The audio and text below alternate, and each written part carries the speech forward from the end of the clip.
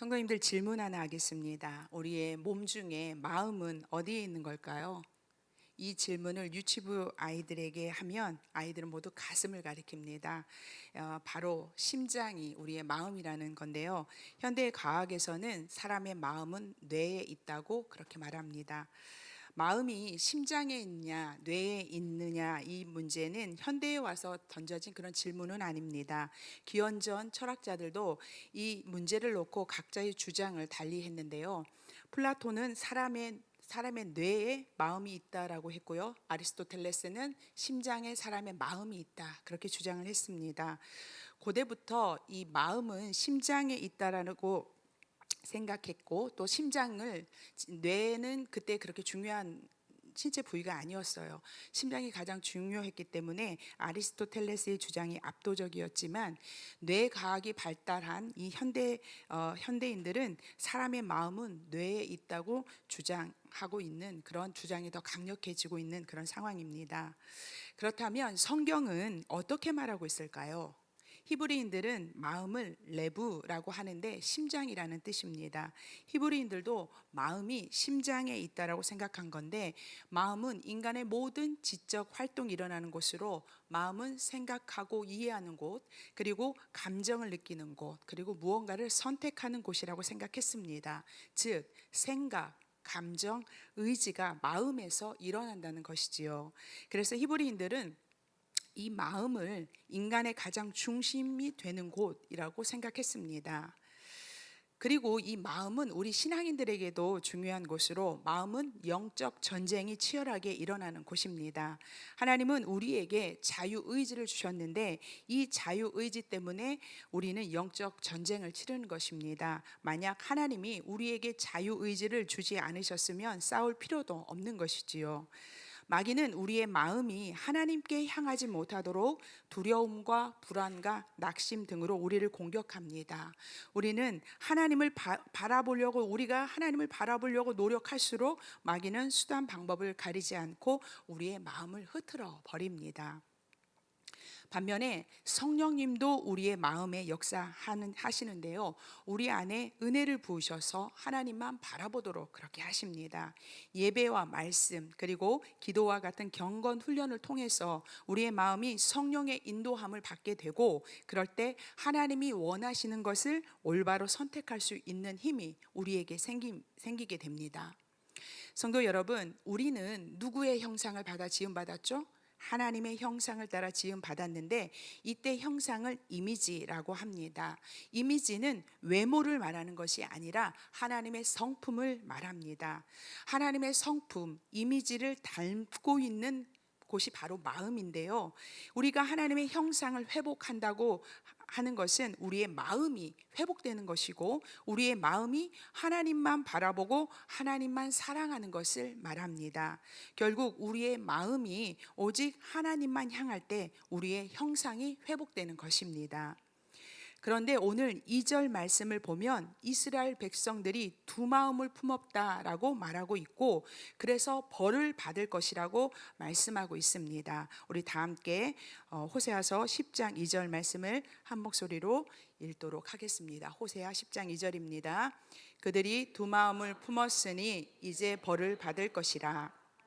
그 제단을 쳐서 깨뜨리시며 그 주상을 허시리라. 아멘. 이스라엘 백성은 하나님께서 택한 하나님의 백성이었습니다. 애굽의 노예로 살았던 그들은 절대적인 하나님의 은혜로 출애굽했고 광야에서 하나님과 언약을 맺었습니다. 언약의 내용은 이스라엘은 하나님의 백성으로 하나님만 섬기고 하나님은 그런 이스라엘을 지켜주시겠다라고 약속한 것입니다. 하나님은 그 약속을 따라서 나그네였던 이스라엘에게 가나안을 기업으로 주셨고 주변 강대국으로부터 보호해 주셨습니다. 오늘 본문 1절을 보면 이스라엘을 무성한 포도나무라 이렇게 말씀하셨는데 하나님의 백성 이스라엘에게 임한 것은 번성과 풍요였습니다. 이스라엘은 좋은 땅에 심겨 많은 열매를 맺는 무성한 포도나무였습니다. 이스라엘은 하나님이 베풀어 주신 축복으로 큰 번영을 누리게 되었지만 그러나 이스라엘은 이 모든 것을 하나님이 주셨다고 인정하지 않았습니다. 이스라엘 백성이 한 일은 바알을 위해서 더 많은 제단을 만들고 아름다운 주상을 만드는 것이었습니다. 다 함께 10장 1절 말씀을 한 목소리로 읽도록 하겠습니다. 이스라엘은 열매 맺는 무성한 포도나무라. 그 열매가 많을수록 제단을 많게 하며 그 땅이 번영할수록 주상을 아름답게 하도다. 아멘. 성도 여러분, 하나님이 주셨습니다. 그런데 이스라엘 백성들은 하나님이 주신 은혜의 산물로 바알을 위한 제단을 만들었고, 제단 앞에 세우는 주상을 아름답게 만드느라 정신이 없었습니다. 왜 제단을 많이 만들고 왜 석상을 만들었는지 아십니까? 그들은 지금 자신들이 누리고 있는 이 풍요로움이 자신들의 열심으로 이루어졌다고 생각했기 때문입니다.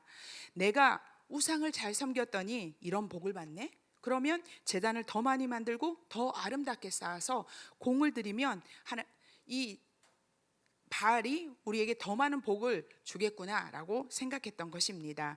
지금 갖고 있는 물질의 풍요보다 더 많은 것을 갖고자 하나님이 주신 축복을 우상 숭배에 사용하고 말았습니다. 하나님이 복을 주시면 하나님을 찬양하고 감사해야 함을 우리 모두는 알고 있습니다. 호세아서 말씀으로 하자면 인애를 품어야 합니다. 호세아서에서 말하는 인애는 하나님께 모든 영광을 돌림으로 하나님을 하나님 되게 하고, 그리고 가난한 자들을 돌보며 하나님의 성품에 참여하는 것을 인애라고 말하고 있습니다. 하지만 이스라엘 백성들은 자신의 욕심을 채우려고 우상의 길을 걸어갔습니다. 하나님을 향한 마음과 그리고 나를 향한 마음, 이것이 바로 두 마음입니다. 성도 여러분, 이스라엘의 우상 숭배는요, 겉으로 볼 때는 바알을 섬기는 것이었지만 내면을 들여다보면 자기 자신이라는 우상을 섬기는 것이었습니다. 내가 잘 돼야 되고 내가 원하는 것을 가져야 했기 때문에 하나님을 쫓았고 바알을 쫓았던 것입니다. 누누이 말씀드리지만 이스라엘 백성이 하나님을 안 섬겼던 것은 아닙니다. 하나님을 섬기되 온전히 순종하지 않았고 자기 뜻을 위해 바알도 섬겼습니다. 이렇게 되면 결국 바알은 말할 것도 없고 하나님도 우상이 되고 맙니다. 우리가 인격도 없고 거룩함도 없이 수단으로 무엇인가를 섬길 때 그게 바로 우상이 됩니다. 하나님을 우리가 믿는다 하지만 하나님과의 인격적인 교제 없이 나의 소원을 이루기 위해 빌고만 있다면 그게 우상입니다. 그렇게 될 때 하나님이 우상이 되고 맙니다. 하나님을 우리의 소원을 이루기 위한 도구로 만들어 버리면 우리는 하나님을 우상처럼 믿고 있는 것입니다. 사랑하는 성도 여러분, 우리는 수시로 우리의 마음을 들여다보아야 합니다. 혹시라도 내가 하나님을 도구화하고 있지는 않는지 긴장하며 살펴보아야 합니다. 나 자신도 모르게 기도라는 형식을 빌려서 믿음을 하나님을 움직이기 위한 수단으로 사용할 수 있음을 우리는 경계해야 합니다. 절대로 하나님을 나의 평안과 그리고 나의 필요를 채우는 도구로 전락시켜서도 안 되고, 절대로 하나님은 우리의 도구가 되시지도 않습니다. 연말 연초에는 다양한 기도 제목을 품게 됩니다. 하나님은 당신의 자녀들에게 복 주시기를 좋아하시는 분이십니다. 우리가 복 받기를 원하십니다. 그러나 우리가 하나님을 닮아가는 것, 하나님을 알아가는 것에는 무관심한 채 나의 필요를 채우는 분으로 하나님을 찾지 않으시기를 바랍니다. 우리의 마음을 하나님께 집중하여 나아갈 때 우리의 심령은 하나님의 형상으로 회복되어지는 것을 믿으시기 바랍니다. 하나님을 향해 집중하는 것, 이것이 한 마음을 품는 것이고 우리의 심령은 성령으로 충만하게 채워질 것입니다. 그러할 때 하나님께서 우리의 삶에 필요한 열매를 풍성하게 채워주시고 삶의 어려운 문제도 해결해 주실 줄 믿습니다. 그런데 안타깝게도 우리의 마음은 늘 성령의 인도만 받지 않는다는 것입니다. 앞에서도 말씀드렸지만 우리의 마음은 전쟁터예요. 마귀가 하나님을 향한 믿음을 뺏기 위해 호시탐탐 노리고 있기 때문에 하나님만 향하고 하나님만 사랑하고 싶은 우리의 마음은 갈등과 방황과 혼란의 연속입니다. 성도 여러분, 우리의 마음이 두 마음 품지 않기를 예수님의 이름으로 축복합니다. 여기서 두 마음을 품었다 해서 품었다는 나뉜다라는 그런 뜻입니다. 하나님이 우리에게 주신 마음은 나뉘지 않은 한 마음이었습니다. 그러나 죄로 인해 우리의 마음이 나뉘게 되었고 하나님의 형상을 잃어버리게 되었습니다. 우리가 예수 그리스도를 믿음으로 하나님의 자녀가 된 후부터 우리 안에는 하나님의 형상을 잃어버렸던 그 하나님의 형상을 회복할 수 있는 능력이 생겼는데요. 물론 이 능력은 우리의 힘으로 되는 것이 아니라 전적인 하나님의 도우심, 성령으로 회복되는 것인데 우리의 마음을 한 마음으로 유지하는 게 우리가 해야 할 일입니다. 우리는 항상 하나님을 향한 마음이 되도록 힘써야 하고 우리의 마음이 하나님을 향할 때 우리의 마음 안에는 열매가 맺히게 됩니다. 바로 성령의 열매인데 다 함께 갈라디아서 5장 22절과 23절 말씀을 우리가 이 두 절 말씀을 한 목소리로 읽도록 하겠습니다. 오직 성령의 열매는 사랑과 희락과 화평과 오래 참음과 자비와 양성과 충성과 온유와 절제니 이 같은 것을 금지할 법이 없느니라. 아멘. 성령의 열매 아홉 가지 열매가 다 소중하지만 저는 이 중에서 사랑의 열매와 오래 참음의 열매를 맺고 싶었습니다. 그래서 누군가를 사랑하기 힘들어질 때, 누군가가 싫어질 때가 있으면 사랑해야 된다, 저 사람 사랑해야 된다, 그래야 성령의 열매를 맺을 수 있다라고 그렇게 주문처럼 외웠습니다. 그런데요, 잘 안 되더라고요. 그러다가 한참 시간 흘려서 어느 날 깨달았습니다. 누군가를 사랑하는 것은 내 힘이 아닌 성령의 은혜로 되어지는 것을 알았습니다. 물론 사랑하고자 하는 의지가 있어야 하지만 싫은 사람을 사랑하는 것은 의지를 넘어서는 일이기에 성령의 열매가 필요한 것입니다. 성령의 열매는요, 맺혀지는 것이지 내가 맺는 것이 아님을 그때 알았습니다. 나는 가지일 뿐 나무가 아니기 때문에 내가 열매를 맺을 수 없습니다. 가지가 나무에 붙어 있으면 뿌리로부터 공급되는 물을 공급받고요, 햇빛을 받아서 자연스럽게 열매가 맺히듯이 가지인 나는 나무 대신 예수님에게 붙어 있기만 하면 성령의 열매가 맺히게 된다는 것을 알게 되었습니다. 그러자 마음이 자유로워졌습니다. 사랑하기 어려운 사람을 내 힘으로 사랑하려고 노력할 때는 굉장히 힘이 들었어요. 다른 사람을 사랑하지 못하는 제 자신이 한심스러웠고 그리고 그런 저를 자꾸 정죄하기 시작했습니다. 하지만 이 사실을 깨닫고 난 뒤로부터는 주님께 붙어 있기만 하면 언젠가 성령의 열매가 맺힐 거라는 그런 소망이 찾아오면서 저는 자유로워졌고 좋은 열매를 맺기 위해 더 열심을 낼 수 있었습니다. 성도 여러분, 내가 성령의 열매를 맺으려는 것은 내가 나무가 되고 내가 주인이 되려는 것이지만 예수님을 나의 주인으로 믿고 따르면 시간의 문제이지 언젠가는 성령의 열매가 자연스럽게 맺혀지게 되는 것을 믿으시기 바랍니다. 농부의 손에 나를 맡긴다는 것은 내 뜻을 버리고 농부를 내 주인으로 받아들인다는 말입니다. 그럴 때 우리의 마음은 한 마음이 되는 것입니다. 주님을 나의 주인으로 모시는 것, 주님을 향해 내 마음을 다 드릴 때에 우리는 한 마음이 된다는 것입니다. 이스라엘이 저지른 잘못은 바로 이것입니다. 이스라엘의 무성함은 하나님이 이루신 것입니다. 이스라엘이 누리고 있는 풍성함은 하나님이 주신 것입니다. 이스라엘이 스스로 할 수 있었던 것은 아무 일도 없었습니다.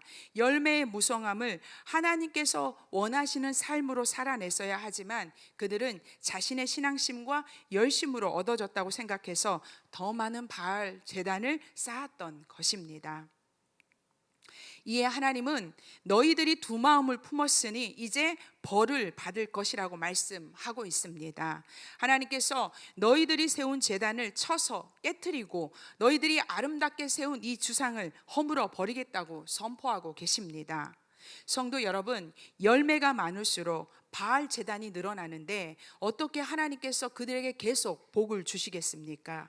하나님께서 주신 평화와 번영이 하나님이 싫어하시는 그런 삶으로 이어지지 않고 죄악의 길로 가고 있다면 하나님은 그것을 깨뜨리실 수밖에 없으십니다. 하나님이 제단과 주상을 깨뜨리시는 것은 하나님이 화가 나서 화를 풀려고 화풀이를 하시는 것이 아닙니다. 하나님이 풍요를 걷어가시고 많은 제단과 주상을 쓸어버리시는 것은 바로 이스라엘 백성을 위한 일입니다. 그대로 놔두었다가는 더 큰 죄로 빠져들기 때문에 하나님은 모든 것을 걷어가시고 모든 것을 무너뜨리신 것입니다. 성도 여러분, 이게 하나님의 본심입니다. 우리는 호세아서를 비롯한 예언서에 나타난 하나님의 진노를 보게 되는데요. 이 예언서에 나타난 하나님의 진노는 심판을 통해 깨닫게 하기 위함임을 우리는 알아야 합니다.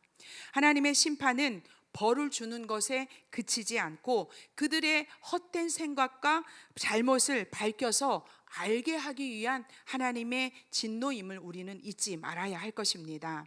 그래서 하나님의 심판은 공의롭고 은혜롭습니다.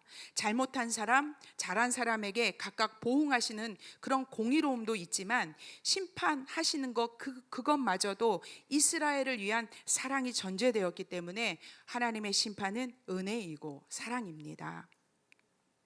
사랑하는 성도 여러분, 우리가 이런 하나님을 알아가는 것이 우리가 하나님을 알아가는 것은 바로 이런 것입니다. 하나님은 죄인을 심판하지 않고 왜 기다리실까? 그리고 죄인을 향한 심판은 그 사람의 죄값을 받는 것일까? 이런 등등에 대해서 하나님의 본심이 무엇인지 알아가는 것을 하나님은 원하십니다. 호세아서에서는 계속 하나님을 아는 지식에 대해서 말씀하고 있는데요. 우리는 왜 하나님을 아는 지식으로 우리를 채워가야 할까요? 하나님이 무엇을 좋아하고 무엇을 싫어하시는지 알아야 제대로 믿기 때문일까요? 물론 그것도 맞는 말이지만 한 단계 높여서 생각하면 하나님을 알 때 평안하고 만족할 수 있는 존재가 바로 우리들이기 때문에 그렇습니다. 인간은 하나님 외에 어떤 것으로도 충족할 수 없도록 지음 받았습니다. 우리는 하나님을 알아갈 때 갈급함이 채워짐을 믿으시기 바랍니다. 그래서 하나님은 너희들이 나를 아는 지식으로 채워가라. 그러할 때 너희들이 만족하고 너희들이 모든 것을 누릴 수 있다라고 말씀하시는 것입니다. 그런데 이스라엘은 하나님 알기를 포기했습니다. 구원의 은혜를 경험했어요. 살아계신 하나님의 능력도 경험했지만 하나님을 아는 지식으로 채우지 않았기 때문에 하나님이 아닌 바알을 선택했습니다. 그렇게 품은 두 마음은 그들이 바랬던 더 큰 풍요와 번영이 아닌 벌이라는 심판을 가져오게 됩니다. 오늘 본문은 두 마음을 품은 이스라엘에게 벌을 내리기로 결단하신 하나님의 결단을 이야기하신 후에 3절에는 왕의 존재 가치에 대한 이야기가 나옵니다. 사실 왕은 하나님이 원하셔서 세운 제도가 아니라 이스라엘 백성들이 하나님께 주세요 하고 요구해서 세웠는데 멸망 때가 되니 왕이 우리에게 무슨 유익이 있느냐라고 백성들이 말하고 있습니다. 하나님은 이스라엘 백성들을 가나안에 정착시킨 이후에 사사를 통해서 통치하셨습니다. 사사는 재판관으로 백성들에게 일어난 그런 일들에 대해서 시시비비를 가려주는 사람이었지 왕은 아니었습니다. 여호와 하나님이 이스라엘의 왕이셨지만 이스라엘 백성들은 눈에 보이는 왕을 요구했고 그래서 하나님은 그들에게 사울을 세우시면서 왕정 시대가 시작되었습니다. 이스라엘 백성들이 원했던 왕이 세워졌지만 왕은 백성들을 하나님의 뜻대로 이끈 것이 아니라 오히려 하나님을 거역하고 죄의 길로 이끌고 말았습니다. 이스라엘 백성들은 그토록 원했던 왕을 향해 오늘 본문 3절에서 이렇게 말하고 있습니다. 우리 다 함께 10장 3절 말씀을 읽도록 하겠습니다. 함께 읽겠습니다. 그들이 이제 이르기를 우리가 여호와를 두려워하지 아니하므로 우리에게 왕이 없거니와 왕이 우리를 위하여 무엇을 하리요 하리로다. 사랑하는 성도 여러분, 하나님을 두려워하지 않는 나라에는 하나님을 두려워하지 않는 민족에게는 미래가 없습니다. 정치와 경제가 약해져서 나라가 망하는 게 아니라 하나님을 경외하지 않고 하나님의 정의를 행하지 않으면 나라가 망합니다. 국민이 나라의 주인이 아니고 정치인들이 나라를 다스리는 게 아니라 나라를 주관하시고 다스리는 그 주권은 오직 하나님께만 있습니다. 그런데 주권자 되신 하나님을 두려워하지 않고 자기 마음대로 행하는 나라는 주권자 되신 하나님께서 멸망시키심을 우리는 알아야 합니다.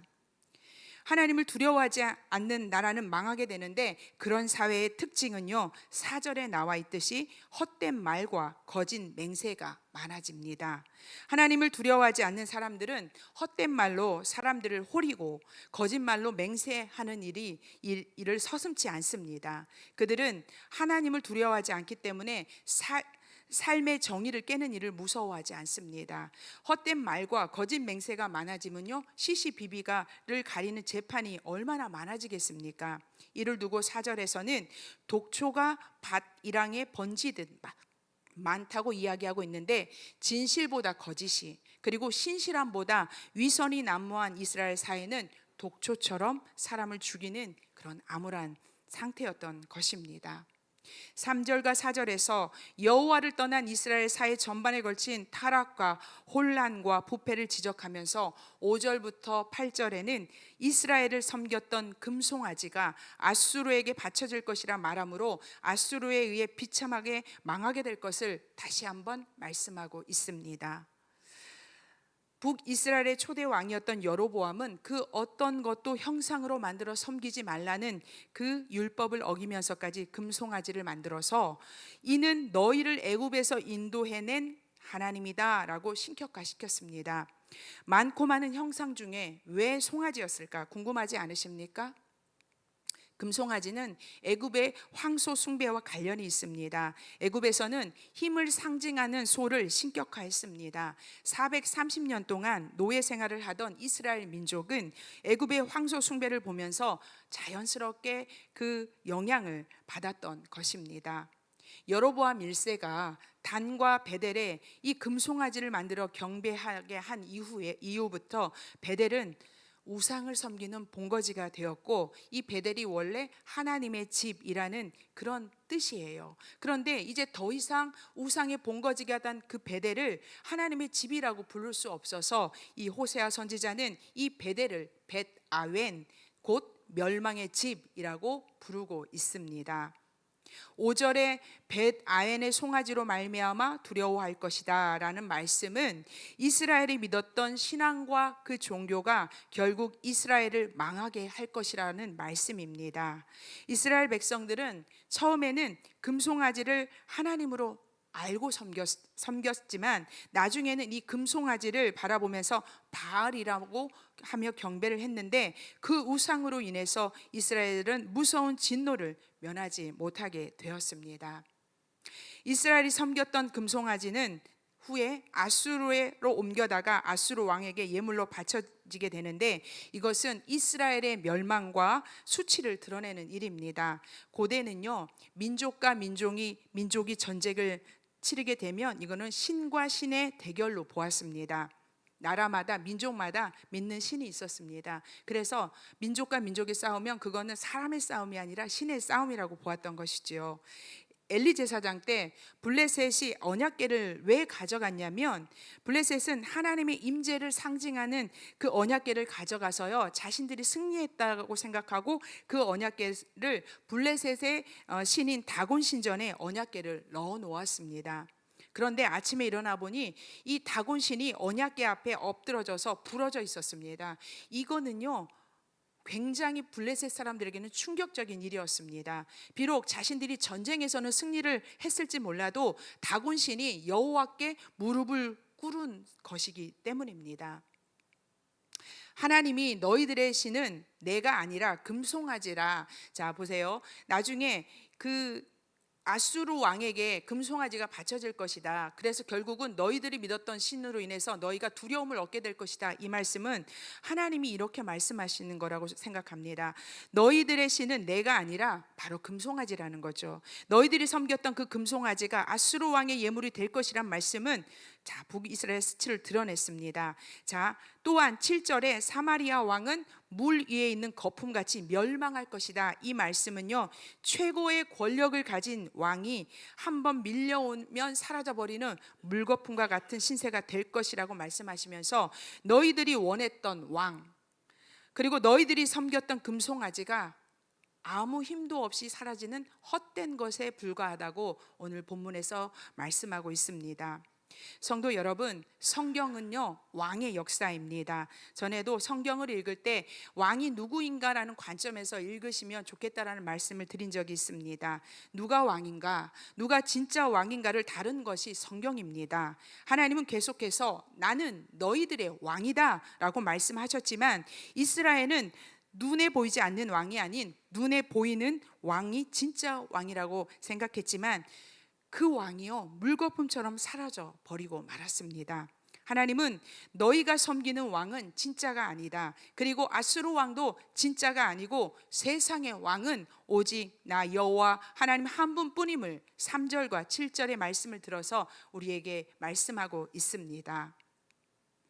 사랑하는 성도 여러분, 우리의 왕은 누구십니까? 누구시죠? 그렇습니다. 하나님이십니다. 예수 그리스도가 우리의 만왕의 왕이십니다. 하나님을 나의 왕으로 섬기는 것이 한 마음을 품는 것입니다. 하나님이 아닌 모든 것은 우리의 왕이 될 수 없고, 설령 우리가 유혹에 빠져서 무언가를 왕으로 삼는다 해도 그것은 물거품처럼 사라져버리는 헛된 것임을 믿으시기 바랍니다. 우리 마음에 하나님 외에 우리의 믿음을 방해하는 것들이 참으로 많습니다. 특별히 디모데전서 6장 9절과 10절은 부를 사모하는 자들에 대해 경고의 메시지를 주고 있는데요. 디모데전서 6장 9절과 10절을 한 절씩 교독하도록 하겠습니다. 부하려 하는 자들은 시험과 올무와 여러 가지 어리석고 해로운 욕심에 떨어지나니 곧 사람으로 파멸과 멸망에 빠지게 하는 것이라.